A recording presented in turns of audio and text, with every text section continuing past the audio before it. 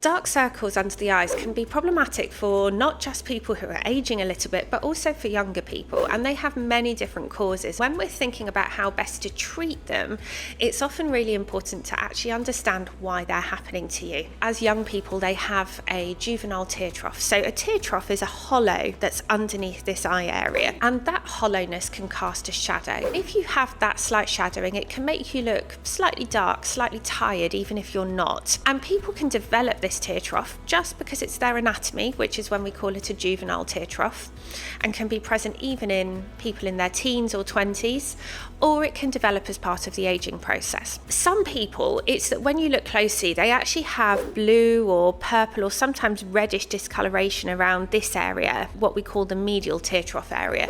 So they're not hollow, but they've got this discoloration in the skin, which is actually usually due to visible blood vessels or impaired lymphatic drainage around the under eye area. And this needs a completely different treatment because this isn't to do with a loss of volume around the area. This is to do with maybe thin skin and blood not draining as effectively from the area. Some people also describe eye bags as dark circles, but eye bags are something different. Eye bags are when we have fat pad herniation. So within our eye socket, we have fat pads which sit here, which can bulge out against the delicate under eye muscles, usually through the aging process.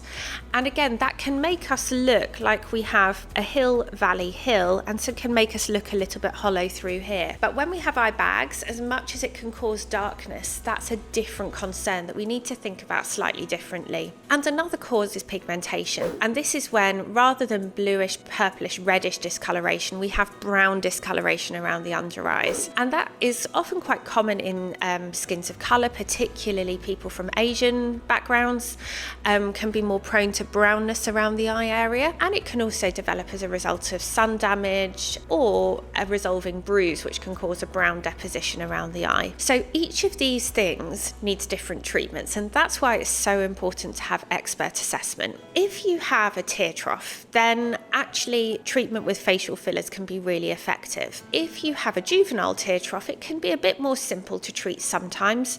Tear troughs are definitely an expert procedure though. If you think about it, when you touch around your eye, there's not much padding there. It's a less forgiving area than some other areas of the face, and so I really do urge you to seek out an expert in treating this area. But what we have to remember with tear troughs is that it's not as simple as just treating here. We need to look at the surrounding anatomy. We need to look at what the cheek structure's like, whether the temples are adequately volumized before we even come to looking at the tear trough area. For many people, treating the cheek, for example, what we call an indirect correction, gives enough improvement in the tear trough, and we can avoid treating the higher risk area. So again, be in the hands of someone who really can assess and treat according to your anatomy. When it comes to darkness around the under eye, so this is when we've got the blue or red discoloration, using eye creams with vitamin K in can be very helpful because that can reduce the appearance of the blood vessels.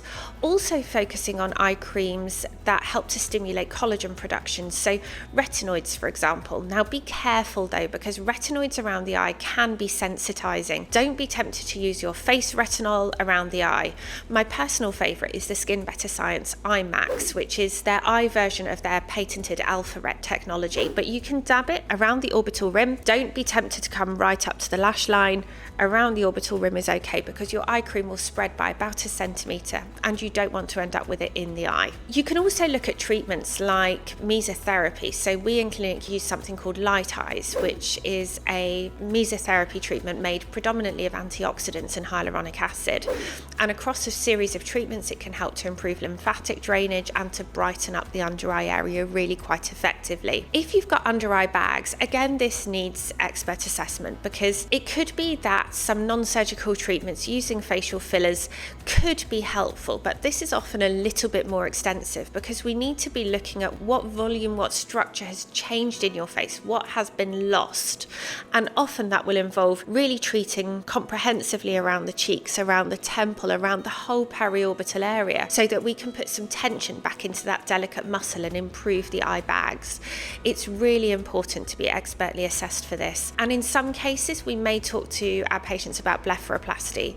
So this is a surgical procedure which I would personally refer to an oculoplastic surgeon or a plastic surgeon for, but can be very high impact in the right patients. Pigmentation around the under eye can again be quite tricky, but using a cautious regime of home care, sometimes that might include prescription ingredients, together with possibly something like chemical peels or lasers done under expert guidance, can give really nice results to improve pigmentation in the delicate eye area. What's really important is, particularly if you're suffering from pigmentation, make sure you're applying your sunscreen around your under eye as well, because there's no point in us embarking on corrective treatment if you're not preventing the area from developing more damage.